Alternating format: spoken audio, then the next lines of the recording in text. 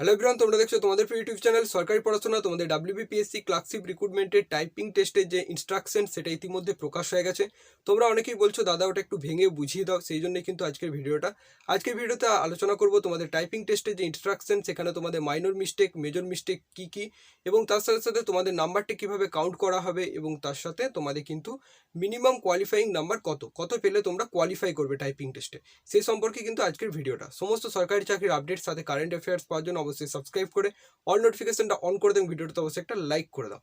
দেখো, প্রথমে তোমাদের বলে রাখি, টাইপিং টেস্টটা তোমাদের কিন্তু কোয়ালিফাইং টেস্ট, অর্থাৎ এটার নাম্বারের সঙ্গে তোমাদের ফাইনাল মেরিট লিস্টের যে নাম্বার তার কোনো সম্পর্ক কিন্তু নেই, কোনো রকম সম্পর্কেই নেই। এবার দেখো, তোমাদের ইংলিশ টাইপিংয়ের ক্ষেত্রে কী করতে হবে। ইংলিশ টাইপিংয়ের ক্ষেত্রে তোমাদের 1 মিনিটে 20টা ওয়ার্ড টাইপ করতে হবে, এবং বাংলা টাইপিংয়ের ক্ষেত্রে তোমাদের কিন্তু 1 মিনিটে 10টা ওয়ার্ড টাইপ করতে হবে। তোমাদের কিন্তু টোটাল 10 মিনিট টাইম দেওয়া হবে। 10 মিনিটের মধ্যে তোমাদের ইংলিশে 200টা ওয়ার্ড টাইপ করতে হবে, এবং বাংলার ক্ষেত্রে কিন্তু 10 মিনিটে তোমাকে 100টা ওয়ার্ড টাইপ করতে হবে। এবার যারা ব্লাইন্ড, লো ভিশন এবং এলডিসিপি আছে তাদের ক্ষেত্রে কী করতে হবে, তাদের ক্ষেত্রে 10 মিনিট টাইম দেওয়া হবে। 10 মিনিটে তাদের ইংলিশে কিন্তু 120টা ওয়ার্ড টাইপ করতে হবে, এবং বাংলার ক্ষেত্রে তাদেরকে কিন্তু 60টা ওয়ার্ড টাইপ করতে হবে।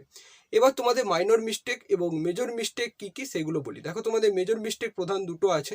সেটা হলো, ধরো প্যাসেজে কোনো একটা পার্টিকুলার ওয়ার্ড সেটা দেওয়া আছে, তারা প্যাসেজে দিয়েছে, কিন্তু তুমি টাইপ করার সময় সেই ওয়ার্ডটা মিস করে গেছো, তখন সেটাই কিন্তু মেজর মিস্টেক হিসাবে ধরা হবে। বা কোনো একটা ওয়ার্ড যেটা প্যাসেজে নেই, তুমি টাইপ করার সময় এক্সট্রা লিখে ফেলেছো, তখন সেটাকেও কিন্তু মেজর মিস্টেক হিসাবে ধরা হবে। আরেকটা মেজর মিস্টেক কি, স্পেলিং ভুল, অর্থাৎ প্যাসেজে কোনো একটা ওয়ার্ডের বানান একরকম আছে অথচ তুমি টাইপ করার সময় অন্যরকম লিখেছো, তখন কিন্তু সেটা মেজর মিস্টেক হিসাবে ধরা হবে।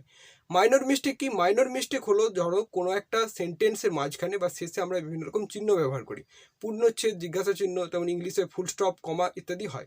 সেই সমস্ত তুমি যদি ভুল করো, তখন সেটা কিন্তু মাইনর মিস্টেক হিসেবে ধরা হবে।